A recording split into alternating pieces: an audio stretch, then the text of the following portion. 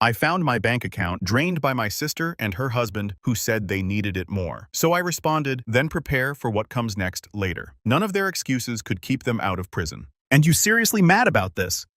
Seth leaned against the fridge, beer in his hand, that smug half-smile glued to his face. Relax, we needed it more than you. I blinked, my thumb hovering over the refresh button on my banking app. I had already hit it 3 times. It still showed the same number, $47.87. That could not be right. Yesterday, I had over $14,000. $14,000. You what? My voice cracked a little. Sarah. My sister let out a laugh from the couch. She looked completely unbothered, legs curled under her, sipping wine like this was just another episode of Family Game Night. Oh, do not be so dramatic, she said. It is not like we stole it. We are family. You drained my account. It is not draining if we are going to pay it back, Seth added with a shrug. Eventually my mouth opened, but no sound came out. I looked at Mom sitting across the room with her knitting. She did not even glance up. Mom, I said louder, did you know about this? She sighed, like I just accused her of ruining dinner. Sweetheart, you are always so sensitive. You have a good job, no mortgage, no kids. You live alone. You are fine. So that justifies stealing from me. Language, Mason Dad muttered without looking up from his phone. I turned to Sarah. How did you even get access? You left your info on the family computer, she said, unapologetic. Maybe next time do not log in and walk away. Honestly, it is your own fault. My own. I stopped myself. My fingers curled into fists. My breathing had gone shallow. You are making this a bigger deal than it needs to be, Seth said. It is not like we wasted it on nonsense. We paid rent, bought groceries, survived. You did not ask. We did not think we had to, Sarah snapped. You have been paying for stuff for years. What is the difference if it comes through you or from you? I picked up my bag slowly. No one moved. No one apologized. No one even looked surprised. You are leaving already, Mom asked. Yep, I said, zipping my coat. But do not worry, I will be in touch. Do not be like that. Sarah rolled her eyes. We needed it more than you. That is just facts. I reached for the doorknob, paused. Then you will not mind what is coming next. They laughed, but outside something had already started. You always helped. That is what you are for, right? Hey, you okay? It was my cousin Jen catching up to me outside as I marched to my car, fist clenched and jaw locked. No, I muttered, yanking open the door. I heard what Sarah said, she added carefully. That was not right. I did not answer because if I spoke, I would scream. The thing is, this was not the first time. For years, I have been the responsible one, the one with the stable job, the one who did not need help. So somehow that made me the family wallet. It started small. Sarah forgot to pay her phone bill once. I covered it. Then Seth lost his job and asked to borrow a little something to get through the month. Then there was a birthday gift for their daughter. I offered to pay for, except I did not. They just assumed I would. And every time they made it sound like I owed it to them. You are lucky, Mason, Mom would say, her voice sweet but sharp underneath. You do not have the struggles your sister does. God gave you ease so you could share it. Family means supporting each other. Dad chimed in more than once. You would not be here if it were not for us. Translation. We gave you life now, give us your paycheck. I never asked for anything. Not when I was laid off for 6 months and lived off rice and eggs. Not when I skipped vacations for 3 straight years just to rebuild my savings. Not even when I helped pay off Sarah and Seth's credit card debt 2 years ago. They never paid me back. They never even said thank you. You are still coming to the family reunion, Sarah had asked last week. Yeah, I replied. Should I bring something? Her answer came quick. Just bring yourself and your card. I thought it was a joke. Now I know it was not. 2 days after the incident, Sarah called me. I did not answer. She called again and again. Then Seth texted, just call her man. She is freaking out. I finally picked up on the 5th try. Mason? She started, her voice low, shaky. We have a problem. Oh, we do. Look, do not be like that. Something happened. I stayed silent. She continued. The power company came today. We are behind on the bill, like way behind, and they are threatening to shut it off if we do not pay by Monday. So she paused. So we need your help. I laughed, a short, bitter sound. You drained my savings and now you are asking for more. It was not just for us, she snapped. We used some of it to help Mom and Dad too. Dad's car broke down last month, remember. I was not told because you always say no when it is not an emergency. Sarah, I said flatly. This is not just messed up, it is criminal. You are being dramatic. It is family. You did not ask me. We did not think you would mind. You have always helped. That is what you are for, right? There it was. That is what you are for. That night, I could not sleep. I lay awake going over every moment from the past 5 years. The favors, the small transfers, the way Mom always said, you are the strong one, the way Sarah rolled her eyes if I hesitated for even a second. They never saw me as a brother, a son, a person, just a resource. 3 days later, Mom called. We need to talk. She did not ask how I was. She did not ask about my job. She did not even ask about the missing money. We are planning a family dinner, just us. Come over tonight. My stomach dropped. What is this really about, Mason? She said, her voice low. You have caused a lot of tension. I caused tension. Still I went. Part of me wanted answers. The other part wanted to see if they would even bother pretending to be sorry. They did not. When I walked in, Sarah was already there, arms crossed. Seth sat beside her looking bored.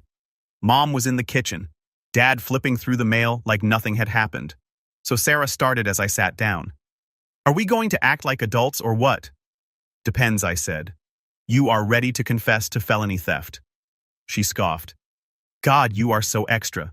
It was not theft. It was family money. You always help. We needed it. Seth nodded. You can spare it, so why the drama? I did not give permission. You did not say no either because I did not know. Details, Sarah muttered. I turned to Mom. And you are just okay with this? She looked away. We all agreed. You have always been the one who could handle it. No one even thought to ask. We trusted you, Dad chimed in. Trusted you to do what is right. I stood up. And what is right? Letting you steal from me while smiling to my face. Stop saying steal, Sarah shouted. It was for the family. Then you will not mind when the family deals with the consequences. What does that mean? Seth narrowed his eyes. I did not answer. Not yet. You do not get to cry now. When I stepped inside the house, everyone was already there. Mom was setting the table, clinking plates louder than necessary. Dad sat on the couch flipping channels like this was a normal Thursday night. Sarah stood by the window with her arms folded, jaw tight. Seth lounged at the end of the table like he was about to watch a game, not face the consequence of draining someone's life savings. Well, look who showed up, Sarah said dry. I dropped my bag near the door without a word. Let us just get this over with, I muttered. Good. Seth grinned. Maybe we can finally stop pretending you were robbed. I was robbed. I sat down. That was the cue. Mom cleared her throat. Mason, we know you are upset, but you have to understand. We were struggling.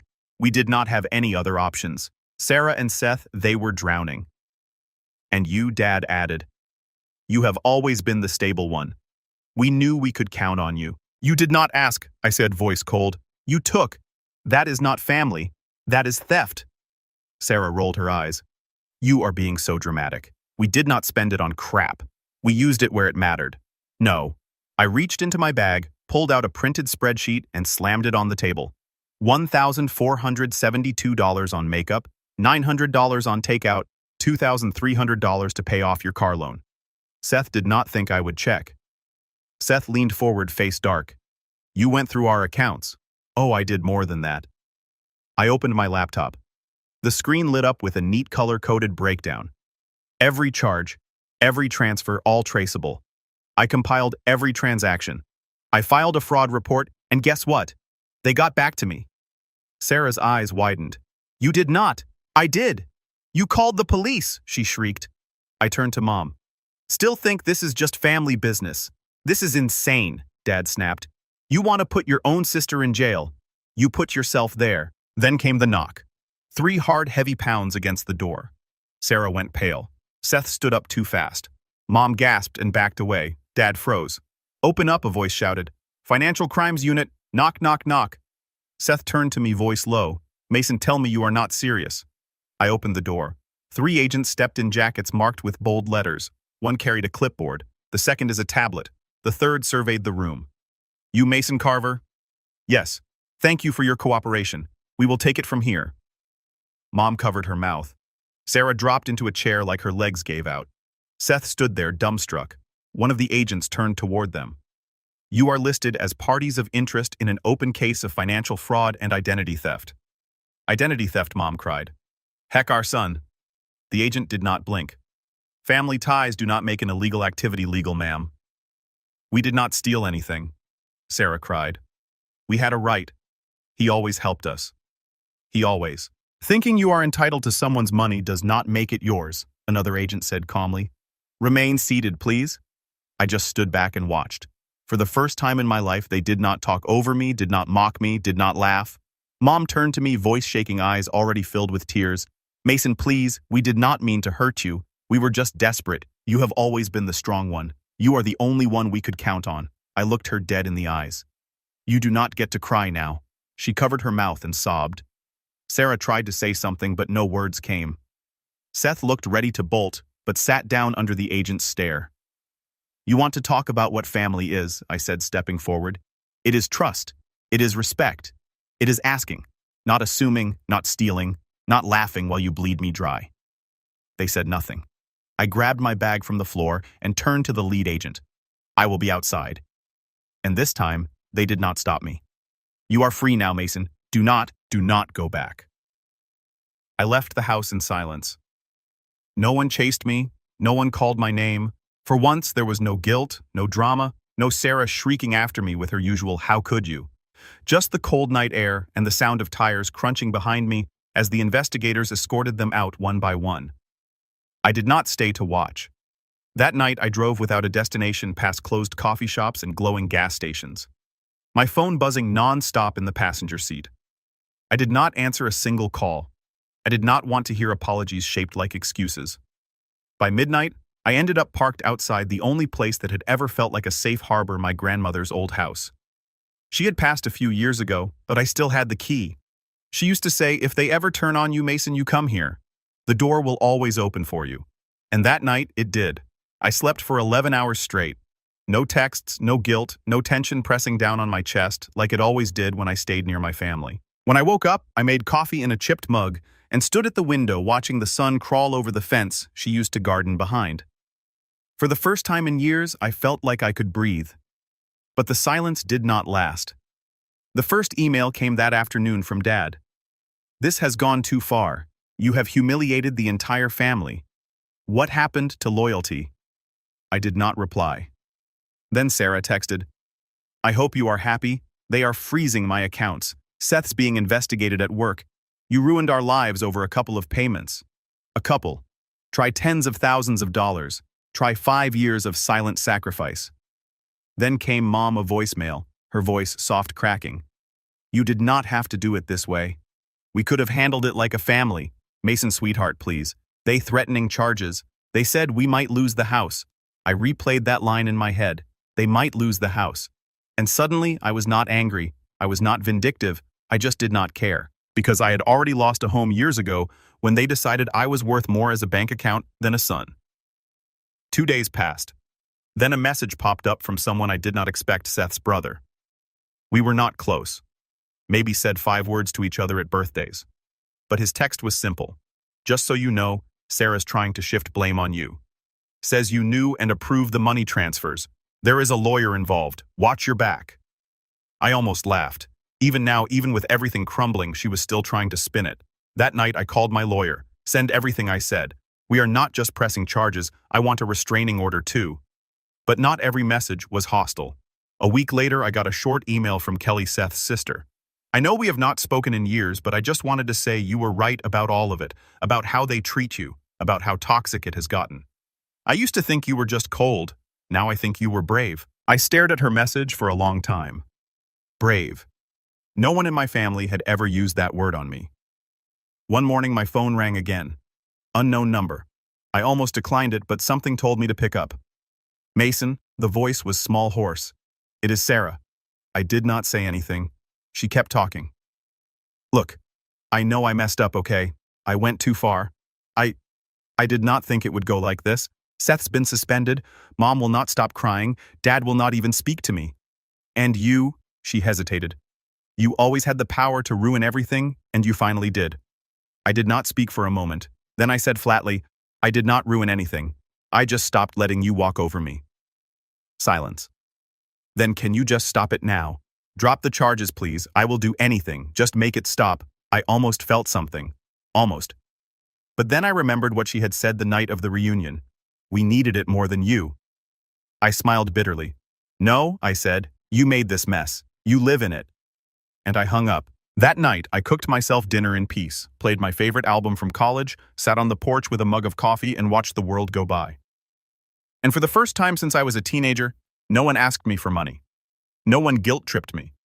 No one made me feel like I was only valuable if I was giving something. I was not their wallet anymore. I was just me. And that was enough. I am not your bank. I am not your backup plan. I am done. It is strange how quiet peace is. No one tells you that. You imagine it will feel like fireworks or loud music or some grand celebration, but for me, peace sounded like no one asking me for money, no one calling me selfish, no one sending long texts with, since you are the only one doing well. Just silence. Glorious, uninterrupted silence. 3 months have passed since the night I blew everything up. 3 months since the investigation started, since my family stared at me in shock as agents walked through their front door and reality finally punched through years of delusion. They say you cannot choose your family. Maybe that is true, but you can choose how much of yourself you are willing to lose trying to keep them happy. And I was done losing. The fallout came fast. Sarah and Seth tried damage control first. A lawyer emailed my attorney offering to privately resolve the situation. No apology, no ownership, just damage control. I told my lawyer let it burn. A week later, Mom sent a letter, 10 pages, her handwriting still neat but trembling in parts. She wrote about how things got out of hand, how they never meant to hurt me, how she hoped I could see the bigger picture. We just assumed you would always be there, she wrote. That is what good sons do. That line stuck with me because it said everything. Not we were wrong. Not you did not deserve that. Just you were supposed to stay quiet and keep giving. I did not write back. I did not call. And for the first time in my life, I did not feel guilty about it. I moved new apartment, new state. No more accidental drop-ins from relatives. No more surprise visits from Sarah. I even changed my number. My boss, noticing how focused I had become, offered me a promotion. I took it. It is funny how much better you perform at work when you are not secretly juggling your sister's car payments and your mom's overdue utility bills behind the scenes. I sleep better now. I eat better. I breathe better. Because I am no longer carrying 4 people on my back who refuse to say thank you. Then one morning a letter showed up. No return address. Inside a check for $1,200 and a handwritten note. I left him. You were right, I was scared. But watching what you did, it gave me the courage to walk away too. This is for everything you paid for Ellie, for the tablet, the rent, the clothes. I know Seth never thanked you, but I am. Thank you for being the example I needed. Kelly. I read it twice. Then I cried. Not out of sadness, not out of pain, but because for the first time, someone in that family saw me not as a wallet, not as a scapegoat, but as a person. People ask me sometimes, do you regret it? And the answer is simple. No. I regret waiting so long. I regret every sleepless night, every canceled vacation, every tight budget I lived under while they dined out, shopped, and posted about grateful family vibes on Instagram. I regret the way I made myself small so they could feel big. I regret all the times I stayed silent when I should have said you are crossing a line. But do I regret standing up, burning it down? Never. My therapist once asked me, why did it take you so long to say no? And I said because I thought that saying no meant I did not love them.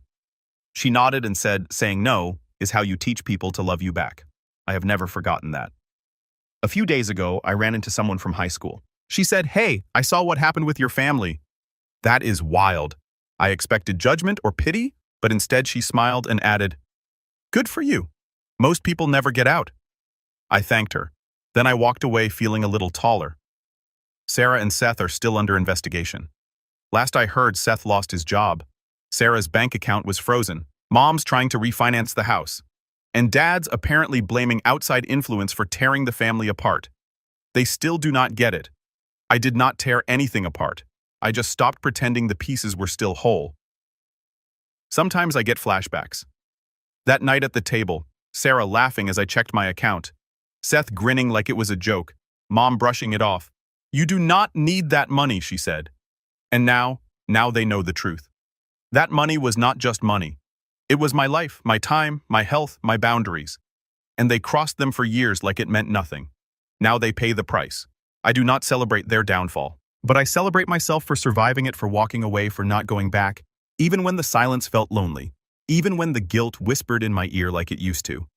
Because that silence, it is freedom. So if you are reading this, and you have been the strong one, the responsible one, the good son or good daughter who is expected to pay and never say a word, let me tell you what I wish someone told me. You do not have to set yourself on fire to keep others warm. You are allowed to stop. You are allowed to walk away. And when you do not lose a family. You find yourself.